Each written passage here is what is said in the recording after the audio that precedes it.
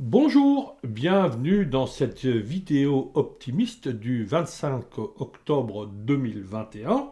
Donc cette semaine, j'ai vu, j'ai lu, j'ai entendu, j'ai rencontré, etc., etc. Et j'ai découvert pas mal d'infos qui m'ont rendu optimiste. A commencer lundi par la découverte de la sortie d'un ouvrage qui va paraître cette semaine normalement chez Erol et qui concerne donc le bâtiment du futur et l'immobilier, donc avec une réflexion d'une cinquantaine de chercheurs, nous dit-on, de renom, et ayant une grande capacité d'analyse et de réflexion sur le devenir des bâtiments neufs afin de tendre vers une réelle efficacité en consommant le moins possible de ressources. Alors, ceci ne peut que déclencher chez moi un peu d'optimisme. Avec la nécessité, bien évidemment, de voir ce qu'il en sera réellement, puisque des fois le curseur de la pertinence n'est pas là où on aimerait le voir. Mais néanmoins, c'est une excellente nouvelle que depuis une dizaine d'années, des professionnels de renom, de qualité, nous dit-on, planchent pour raisonner, pour essayer de voir comment on pourrait aller vers plus de vertu, bien que, à nouveau, il s'agisse de plancher sur le neuf et que on sait très bien que à surface égale et à visée de performance identique, il faut infiniment plus de ressources pour y parvenir dans du neuf que dans de la rénovation d'anciens. Mais ne soyons pas mauvaise langue, et comme de toute façon il faudra construire parce que c'est quelque chose qui va être nécessaire, autant se réjouir du fait que des gens cherchent des solutions les meilleures possibles. Alors ça c'était lundi. Mardi, j'ai eu une réunion Skype avec les derniers élèves inscrits à la formation Habitologue Pro. Et là, j'ai vraiment rencontré des gens qui ont envie de faire bouger les choses, d'aider leurs concitoyens, d'aider les particuliers à trouver des solutions et des gens vraiment motivés, de qualité. Et ceci me réjouit bien évidemment puisque, vous le savez, le groupe des habitologues pro est un réseau qui va tendre vers de la compétence au meilleur niveau possible pour donner, pour orienter les particuliers vers les solutions les mieux adaptées à la fois à leurs aspirations et à leur bâti. Ça, c'était donc mardi. J'ai rencontré. Et mercredi, alors là, j'ai fait une rencontre absolument extraordinaire. Pour la première fois, j'ai vu ma petite fille qui est née il y a quelques jours. Et pour un papy, voir ses petits-enfants, c'est toujours un grand bonheur. Et j'ai vu les deux autres, les plus âgés, puisque j'ai trois petits-enfants maintenant. Je les ai vus samedi. Donc vous vous rendez compte, dans la même semaine, j'ai vu les trois. C'est formidable. Alors mercredi également, j'ai vu un article sur Bâti Actu qui relate des essais de Vinci pour verdir, pour amener de la végétalisation sur des immeubles dans tout un quartier de Nice. Je vous mets en lien donc l'article en question. Alors il est réservé aux abonnés, donc désolé pour ceux qui ne le sont pas, mais quoi qu'il en soit, c'est bien de voir qu'un grand groupe tend vers l'amélioration des îlots de chaleur en ville, donc à souligner.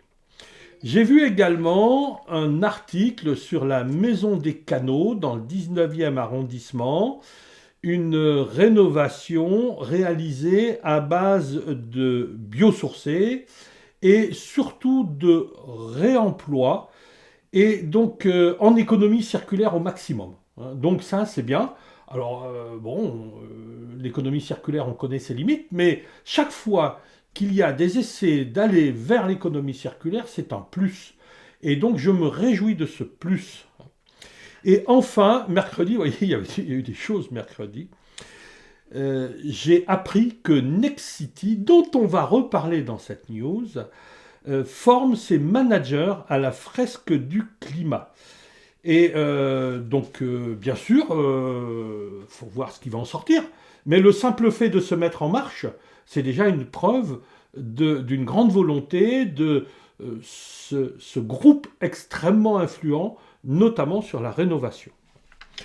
Jeudi, les pouvoirs publics lancent une campagne de communication sur les métiers du bâtiment et sur la rénovation. Alors ça, c'est une révolution. Parce que après toute une carrière longue dans le bâtiment, combien de fois n'ai-je entendu va donc dans le bâtiment, de toute façon, tu ne sauras pas faire autre chose, et il faut que tu ailles vers ça, parce que là, tu auras du boulot. Alors, c'est très bien, il nous faut des forces vives dans le bâtiment, c'est évident, mais il nous faut aussi des têtes pensantes. Et on en voit de plus en plus arriver, et c'est très bien, c'est vraiment extrêmement encourageant de voir que la force publique, les décideurs incitent des gens de tout niveau, de toute qualité, à se tourner vers le bâtiment, car oui, moi j'ai fait pas mal d'autres boulots, et c'est dans le bâtiment que je me suis le plus épanoui. C'est peut-être pas là que j'ai gagné le plus d'argent, mais c'est là que j'ai été le plus heureux. Et heureux dans la vie d'un homme ou d'une femme, c'est extrêmement important, et le bonheur n'est pas que dans ce qu'on gagne, mais aussi dans ce que l'on fait, dans ce que l'on apporte. Merci donc d'avoir lancé cette campagne. Vendredi, autre action, autre rencontre avec un collègue que j'ai formé en son temps 2 fois. Je suis allé aussi former le patron de cette entreprise encore précédemment. Et donc Mathieu, tel est son prénom, pratique la ouate projetée humide avec le plus grand bonheur pour lui-même à en faire, à la réaliser, et pour le plus grand bonheur des gens pour qui il l'a fait. Et donc nous avons vendredi formé 4 applicateurs à la mise en œuvre de watts sous forme de projection humide. Et donc c'est un savoir qui a été transmis à des professionnels du bâtiment, donc qui eux-mêmes vont aller faire des travaux, j'espère vont essaimer, et vont faire que cette technique avec ce matériau qui a tellement de qualité va pouvoir être à la disposition d'un peu plus de gens. Et surtout, ce qui est important, c'est que moi, je n'avais plus le temps de faire de la formation à la ouate projetée humide, et que maintenant, avec cette mise en route de Mathieu, je suis confiant et serein. Non seulement il sait faire, mais Mathieu est un très bon pédagogue. Donc ça, c'est une très très très belle nouvelle pour moi. Et samedi, j'ai appris sur les infos que cette année, il n'y aurait pas de salon de l'automobile à Genève parce que les industriels de l'automobile sont dans le marasme le plus total. Et effectivement, il est bien qu'on prenne un peu de recul avec ce mode de déplacement qui est devenu quasi universel et qui n'est plus soutenable tel qu'on l'a pratiqué. Donc la suppression de ce salon de l'automobile à Genève, où j'ai été très heureux d'aller en de nombreuses fois puisque j'ai longtemps habité la Haute-Savoie, eh bien, avant que je ne prenne conscience de l'impact de tous nos actes, eh bien ce salon en 2022 n'aura pas lieu. Et j'ai également entendu samedi matin sur une émission de Inter qui traite de l'économie, un économiste, Christian Chavagneux, dire que, alors je lis, il faut changer de paradigme et penser à sauvegarder le biotope.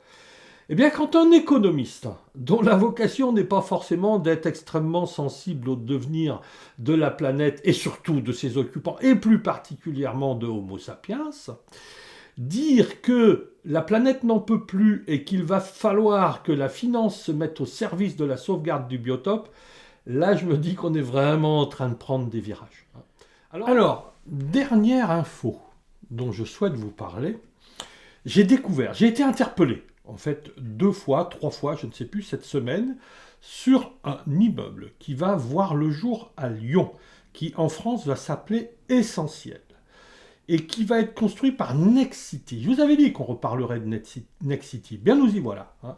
Et donc, Nexity a passé des accords avec un cabinet d'architecture autrichien qui a déjà construit un immeuble en Autriche, un immeuble qu'ils ont baptisé le 22-26, car sans chauffage, sans mode de chauffage, hein, on est en Autriche, hein, sans chauffage aucun, sans même de climatisation, il se situe été comme hiver entre 22 et 26 degrés.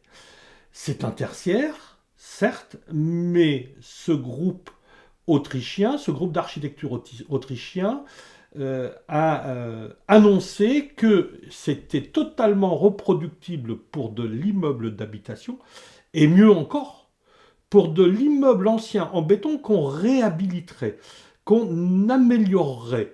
Alors ça, pour une bonne Noël, c'en est une, car en France, des immeubles en béton, on n'en manque pas. Hein. Et ils ont vraiment un très grand besoin de remise à niveau. Et je précise bien que ces immeubles sont très peu isolés. Très très peu d'isolation. Ça semble comme ça surprenant, hein, 22 à 26 degrés, été, hiver, sans chauffage, sans clim et avec peu d'isolation. Eh bien, on y arrive. Et on y arrive dans du neuf.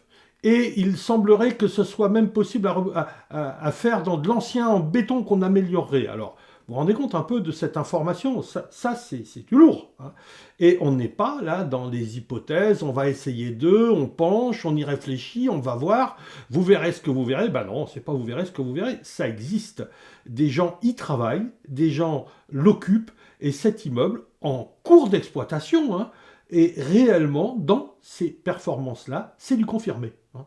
Et donc, Nexity va sortir cet immeuble donc à Confluence, à Lyon, dans les quelques mois qui arrivent ou années qui arrivent. Enfin, c'est de l'imminent, hein, les contrats sont passés. Et donc, ça, c'est vraiment la meilleure nouvelle de la semaine. Et pour aller plus loin, je pense, nous planchons au sein de Soigner l'habitat pour peut-être organiser quelque chose style visioconférence avec échange, quelque chose d'interactif avec tous ceux qui voudront bien s'inscrire à cette visioconférence. Nous y réfléchissons. Voilà tout ce dont je souhaitais vous parler